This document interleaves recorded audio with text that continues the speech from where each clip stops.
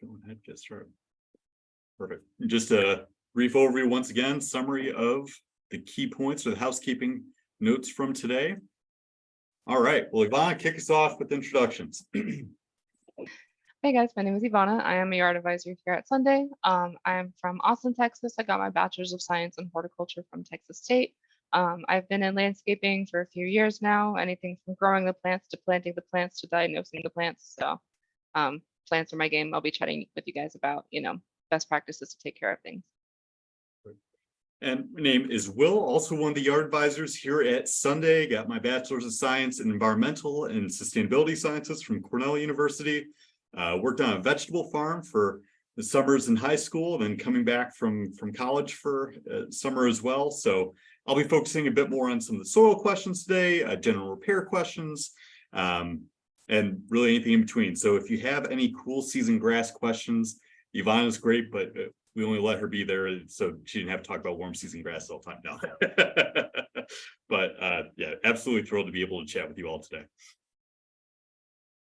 So just as a broad overview for what we're looking to cover today, we'll start off just by considering the local landscape. So factors to consider with the soil. What are, from a structural perspective, what should we consider? Are there certain actions we would like to complete based on the soil?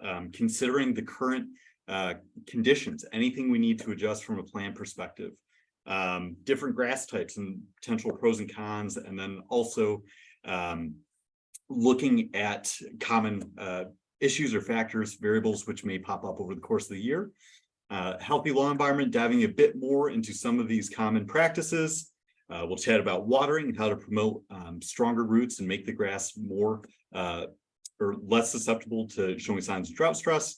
How to approach weeds, and then lastly, how to thicken up any thinning or bare spots within the lawn. So before diving in today, taking a soil perspective, right? And going to vary a little bit depending on where exactly in Minnesota you are, right? If you are in the Twin Cities, could be a very sandy soil, could have a good mix of loam. So essentially a mix of a bit of sand, bit of silt, bit of clay, and topsoil as well is going to vary, right? You might have a fairly thick layer of topsoil or a very thin layer of topsoil. So the key takeaway here is, as much as we can generalize the underlying soil for a region, keep in mind that your individual lawn may be slightly different, right? And so if you have a very sandy soil, then we want to be mindful of, you may need to water a bit more, right? There's going to be limited water retention, limited nutrient retention and availability, versus if you have a very clay-based soil or very well-rounded soil per se, then we may be able to water a bit less. Opens up its own set of concerns as well, potentially retaining too much moisture, right? But we'll chat about the differences there as well. And like I said, with topsoil, keeping in mind, top dressing is a practice we'll discuss in a bit more detail as well. Generally not opposed to top dressing, even if you have a soil with a significant amount of topsoil, right? Just to help continue to increase the organic matter content, improve water retention and nutrient availability. But Ivana is our top dressing expert, so she'll she'll have her own thoughts to add as well. In terms of grass type, I did want to take a moment to chat about some of the different cool season grasses and the pros and cons. For a cool season lawn, we do tend to see a mix of grasses, right? And so one of the questions we'll receive is, okay, I'm looking to see the area, as we'll discuss later on, how to thicken up thinning areas or bare areas. Which grass is best? Well, there are a couple of a few variables to consider, right? And so on the one hand, bluegrass tends to be quite popular, right? Beautiful grass, but it does tend to need a bit more water. So during the summer months, may need to be mindful in sunny areas with going with bluegrass, right? It tends to not be the most shade tolerant grass either. So if we have some shaded areas in the lawn, bluegrass might not be the best option. Does have great cold tolerance though. Tall fescue tends to be a great option as well. So our fescue rescue, drought and heat tolerant grass, still fairly shade tolerant, but potentially a little bit worse cold tolerance. I will say, so I'm about an hour and a half south of Buffalo, New York. I have a mix of bluegrass, fescue, I think even a bit of rye, and the fescue still holds up to the winter months. So I'd say some of the newer cultivars too, I believe, tend to have a little bit better cold tolerance, but that can vary. Fine fescue, I would say, would be a better option for shaded areas. So a tall fescue mix, perhaps for areas which receive at least 6 hours of sunlight or so, and a fine fescue may be more suitable to areas with closer to 4 hours of sunlight, right? Still wouldn't necessarily recommend putting it in direct sunlight just due to it being a bit more of a shade grass, right? And rye, we can get into a bit of a conversation as well of annual ryegrass potentially being a bit of filler seed and grass seed, if you will, so not persisting, versus perennial rye, germinates very quickly, can be useful when trying to establish grass on a slope, for example, just to have something to keep the other seed in place, if you will, but can start to struggle with the heat during the summertime. So the reason I wanted to touch on this is if you have areas of the lawn which seem to be struggling, or if it seems like one grass is struggling more than another, just keep in mind that it's not uncommon to have a mix of grasses, right? And it may be something that we do start to prioritize one type over the other, right? And I always try to highlight as well of it's not necessarily I want a pure bluegrass lawn, right? I want a pure fescue lawn. That's certainly an option, but I really tend to focus more on, okay, what is the environmental or the environment, right? If it's a very sunny area, going with that tall fescue mix, shade, potentially fine fescue. And if water's not an issue, like I said, bluegrass is just beautiful. In terms of challenges, certainly a good variety of weather events. And I'm always quite impressed chatting with anybody from the Twin Cities. Being from Buffalo, I'd like to think that I've seen my fair share of snow and cooler temps, and then I start to look at some of the weather in the Twin Cities, and gosh, certainly quite the fluctuating weather events, right? And so this is crucial to keep in mind as well, with very cold temps during the wintertime, but then also starting to warm up in the summertime and potentially a bit humid, right? Which can open its own set of issues. So we chatting about potentially snow mold in the winter months or heading into the spring, and then running into other potential disease concerns in the summer. This year alone, or this summer especially, this was data pulled just today in terms of drought conditions, very dry summer. So factoring this into, if you have a very sandy soil, we'd be looking at a much more frequent watering schedule, not too much, as Ivana will expand upon in just a few moments here, but your watering schedule can vary, again, going back to potential underlying sand versus having a mix of a bit of silt, bit of clay, for example, right? Flooding can bring its own set of issues as well. So potential turfgrass pests, for example, can be introduced during a flood event. Can imagine how extended periods of time being submerged, grass isn't always going to respond well. There's an article on our blog discussing how to check the grass after a flood event, right? See if it is still alive or how best to proceed there. Snow, like we said, keeping in mind grass type, bluegrass and fescue, I'd be fairly comfortable with from just a cold tolerance perspective, right? But extended coverage or extended amount of time with a significant amount of snow, we can start to run into potential snow mold concerns. So making sure that we try to alleviate any compaction concerns or draining concerns will be crucial. And like I said, fluctuating temps are going to bring the best and the worst of both worlds, right? So the very cold temps can bring its own set of concerns, but then getting up into the warmer temps during the summertime with humid conditions can lead to difficulty. So very broad overview of just some of the factors I would keep in mind when we are chatting about grass and the environment. And when we start to chat about some of the practices, this is what I'll keep in the back of your mind.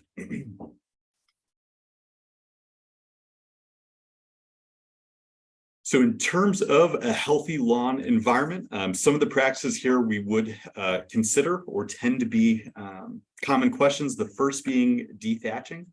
So we tend to recommend excess thatch tends to be promoted when there's a significant amount of nitrogen or a heavy fertilization schedule, right? So if you're transitioning away from a conventional fertilization schedule, it is possible that you will have a bit of thatch. I'd say, what would you say, Ivana? Anything more than an inch or so is where we could start to run into concerns? Yeah, I'd keep it at an inch. Anything more than that, I would look at dethatching. Perfect. And we can run into potential pest concerns, too much water being retained, limited exchange of nutrients essentially at the soil surface. So too much can be bad, but some thatch is good. Always think of it as a bit of a blanket, if you will, right? Just to if we put a blanket on during the extreme heat, then we can run into concerns, but if there isn't too much, it can be beneficial. Aerating is certainly an additional practice to consider as well. So if your soil is compacted, so inserting a screwdriver into the soil to a depth of about 4 to 6 inches. If you encounter resistance, we would recommend renting a core aerator, actually removing plugs from the soil prior to seeding. Typically most common with soils with a high clay content. So if you have a very sandy soil, we wouldn't expect that we would have compaction concerns. Thirdly, amending the soil. As noted, Ivana is our top dressing expert. So if you do have any questions, feel free to submit them, but essentially looking to improve the underlying soil, if you will, right? So the actual top dress or the material which we're looking to use can vary. We could go with just a bit of topsoil if we're looking to just in general try to improve the organic matter content of the soil and increase the nutrient retention, right? But if if we're running into soils with very limited nutrients, so for example, new builds, then we may actually discuss adding compost as well. So just have to be a bit more careful in terms of burning the lawn or over fertilizing. And then lastly, like we said, top dressing, adding topsoil can increase the organic matter content, improve moisture retention, level the lawn. Generally, it is a good option to add in prior to seeding, just to give a little bit of a boost to the grass. Fine. Is there anything here you want to add in? Like I said, top dressing expert.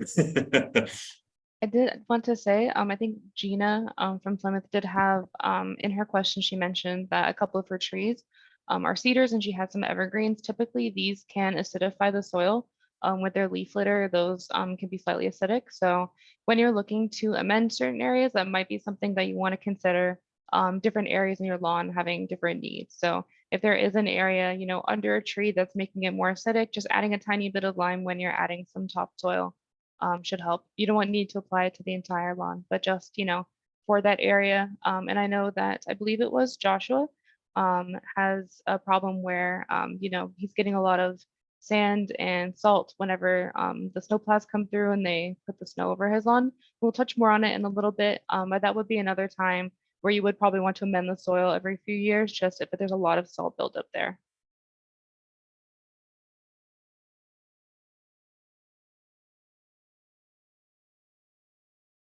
All right, Ivana, want to kick us off with watering? Yeah, I think it's taking just a moment to load, but basically, for any sort of situation, we do want to stick with kind of like a baseline whenever you're looking to water. So if you just got a new house, you don't know the intricacies of your irrigation system yet, that kind of thing, we want to start by doing an irrigation audit.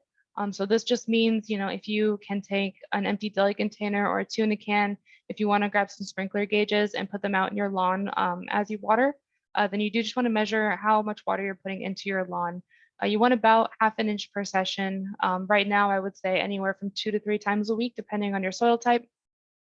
If you do have a very sandy soil, you might need to up this to 4, but most likely 3 is going to be the limit that you have right now. If you do have any drought restrictions, make sure to follow those. But usually there is a caveat where you can hand water an additional day. So if you're only allowed to water once a week, you can go ahead and hand water. You just want to make sure to do that pretty thoroughly because just adding a little bit of moisture to the leaves can cause some fungal issues.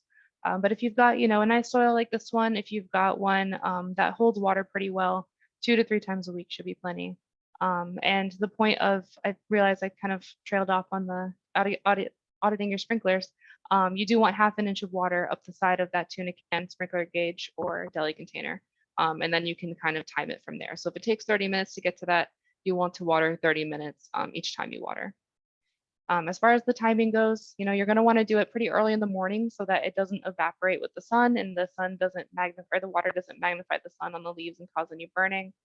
So I would say 6 to 9 a.m. is going to be the ideal time to water. If you notice that your soil is drying out really fast, or again, if you have a sandy soil, you could get away with an evening watering. 8 to 10 p.m. would be ideal. and that way the water will actually kind of stay in the soil, be absorbed, take its time. You just want to be mindful of any fungal issues occurring. So if you start to see any sort of matting or anything growing on that grass, then you want to switch back to a morning watering. Last thing here is just checking on, the conditions of your grass, like I mentioned. So if you're noticing leaves folding, or if it's going gold, or if you walk across your lawn and you see some footprints left, that is an indication that you would need to water a little bit more, whether that's lengthening the session or adding another one. You just want to kind of look out for those signs. Your grass will tell you what's going on. It's just kind of knowing what those mean, basically. So if it's laying down and matting and it's staying pretty wet, maybe turning yellow, I would lean more toward you're watering too much. If it's going gold, if it's getting crunchy, if you're leaving footprints, if the leaves are folding, that's going to mean that you're going to want some additional water there. Ivana, we did have a question. I think this is a good question to bring up as well. So Esther's in Texas, but it's still beneficial to be able to chat about drought and sort of how we're approaching it. So grasses are going to be slightly different, right? So for Bermuda grass with Esther in Texas versus some of the cool season grasses here in the Twin Cities. But if the grass starts to go gold, I guess, what are your thoughts on right now? What should our focus be? Should we try to get it to green back up so we can apply fertilizer and keep moving forward? Or would it be better to essentially conserve our resources, if you will, for drought, no matter where we're at in the country, right? And then essentially follow up once conditions improve.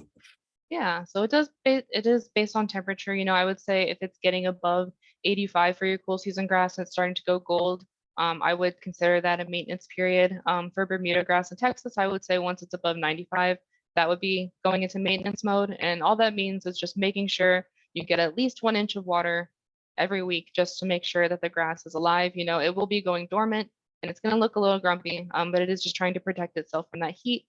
So I would just say have 1 inch of water each week. If you notice that your soil is drying out really quickly, or maybe if you've got a clay soil, Esther, in Texas, if it's drying out and not taking water back again, using something like a surfactant right before you water would be helpful as well. Something like our pet patch, something like our lawn aid, where you can put it over the lawn, water immediately after, and that will help the soil retain that water for just a little bit longer. And just to add into, right, so we do have these pouches listed at the bottom of the slide here, great pouches to keep in mind. As Ivana noted, pet patch is great from a surfactant perspective and from a moisture retention perspective. Lawn aid is a great option, especially from a heat stress perspective as well, right? So definitely 2 pouches to keep an eye out for, not required as part of your plan per se, right? But they can be nice boosts. All right. Ivana, you want to chat about weed control? I stole a slide from you a little while ago, so. That's okay. Yeah, we can talk about weed control. So right now, you're probably going to be seeing a lot of crabgrass. You might be seeing some spurge, clover. The usual suspects are going to be hanging out. You might notice them doing a little bit better in the heat than your grass does. Since you do have a cool season grass, that's all to be expected. It is a frustrating time, but we're working through it. But some things to keep in mind. We are trying to keep that soil healthy. We're trying to keep this environment healthy. So removing the weeds in the least invasive way possible is always going to be our first shot. So first thing I like to recommend for a lot of these is physical removal. Something like clover oxalis, they have like a vine. So if you pull it, basically all of them will come with it. Something like a crabgrass usually has pretty shallow roots. You could hand pull those, but I'll get into some other methods later. There is one that I would not recommend hand pulling, and that would be the one at the top there. That is yellow nutsedge. That one is one where if you pull it, those roots actually contain little extra bulbs, very small ones, like a bulb flower would, except they're very small and attached to the roots. If you pull that plant, 2 more will sprout back up. So for nutsedge, we'll get into a little bit more, actually next bullet point. So for things like nutsedge or crabgrass, one of the things I recommend the most would be to mow high and mow often. So neither of them really like to have a lot of shade. So as you're mowing high, you're going to be crowding them out, shading them out a little bit. Crabgrass really likes to have a lot of heat and light on the crown of the plant right by the roots. So by mowing high, you are denying it the opportunity to get that energy. Mowing often will just help you remove any seed heads, remove any flowers that might be persisting in the lawn.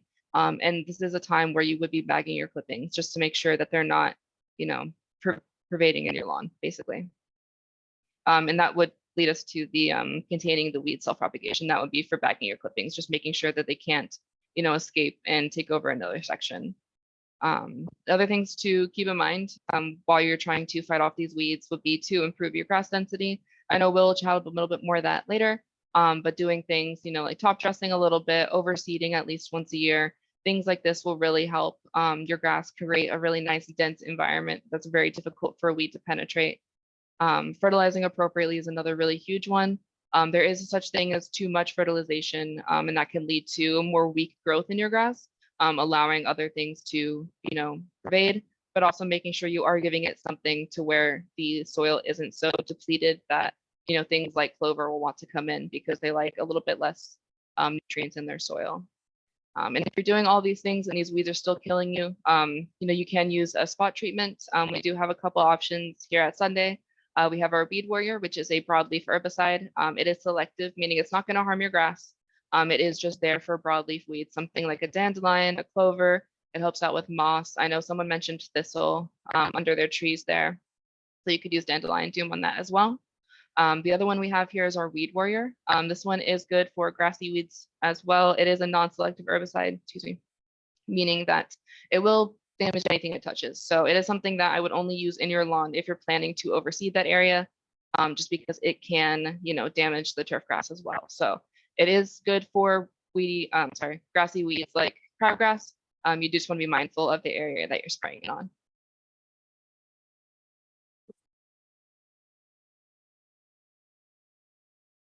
All right, and so before we head into lawn density, do want to address Josh's questions. We know he has 8 pine trees. How much lime should be used under each tree? Can you put seed under the trees, or should we just put mulch? Backyard's in good shape, but the front and side yard need a lot of work between the soil, the salt, and sand, the weeds, and getting grass growing. Yeah, it's a really great question, Ivana. I'll feel free to jump in here, but with the lime, I would recommend we can touch base offline as well and chat a bit more about adding lime, but looking at the test results from your soil test, determining the current pH, and we can chat a bit more.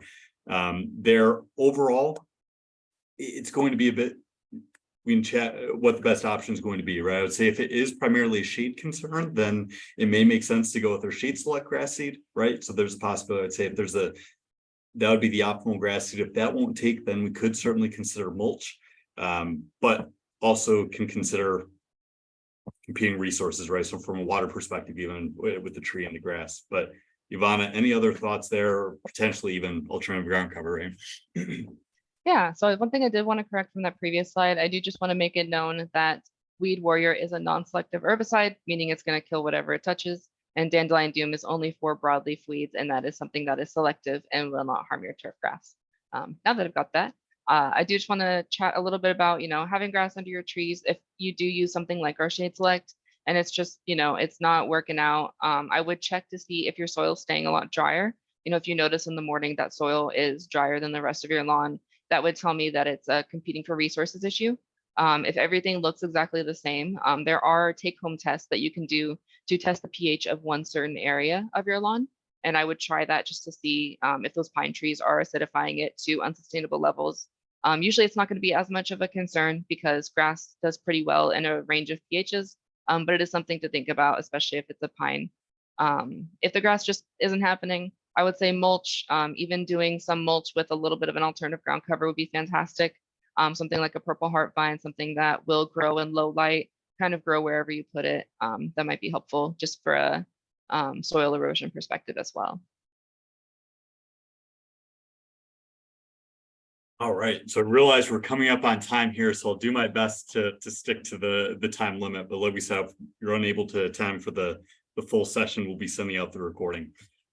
So in terms of improving lawn density, right, this is really a key focus to keep in mind, especially with cool season grasses, right? So for example, for Esther with a Bermuda grass, right, if you're moving from further south with a warm season grass, some of those grasses spread a bit more naturally, right? So overseeding per se may not be as heavy of an emphasis. There are other form of propagation that we chat a bit more about, but we'll keep it simple.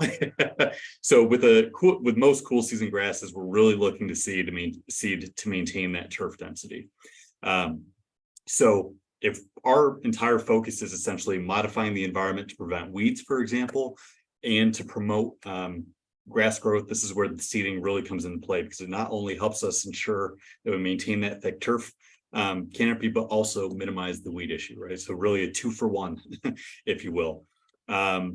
Ideal times to be seeding, spring versus fall. I will say that I'm not the most patient person, so I tend to lean more into spring seeding, but just keeping in mind that the spring can always lead to difficulty. So like I said, being from near Buffalo, this year was quite odd. I typically wait until roughly end of May or so, just to make sure we aren't running into any frost concerns, right? We can always get random cold spells, but we also want to make sure we get that grass seed down before we really head into the summer heat, right? Give the grass as much time as possible to establish those deeper roots. So overall, we're looking for daytime and nighttime temps to consistently be between 50 to 80 degrees or so for the following several weeks to ensure that grass is able to establish. So now that we're heading into the fall, the benefit, or one of the benefits of the fall season, is potentially more consistent temps and typically less weed pressure, right? So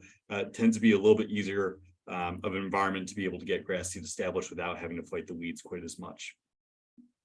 The second factor we want to consider here, so as long as we're following the temp guidelines, so most likely late August or so, then we can look to remove any dead grass, scuff up the soil a bit. If we do want to aerate, we could, but again, if it's a very sandy soil, don't expect the soil to be too compacted. And then could add a bit of topsoil, put the grass seed down, and then add a very fine layer of topsoil, about 1/4 of an inch thick or so, on top of that seed, just to help keep it in place and to increase moisture retention. Right. And from there, make sure to maintain a moist environment until the grass is established. So typically a few weeks after seeding is when we can start to consider transitioning more so towards a watering schedule for an established lawn. So the deep and infrequent schedule Ivana discussed.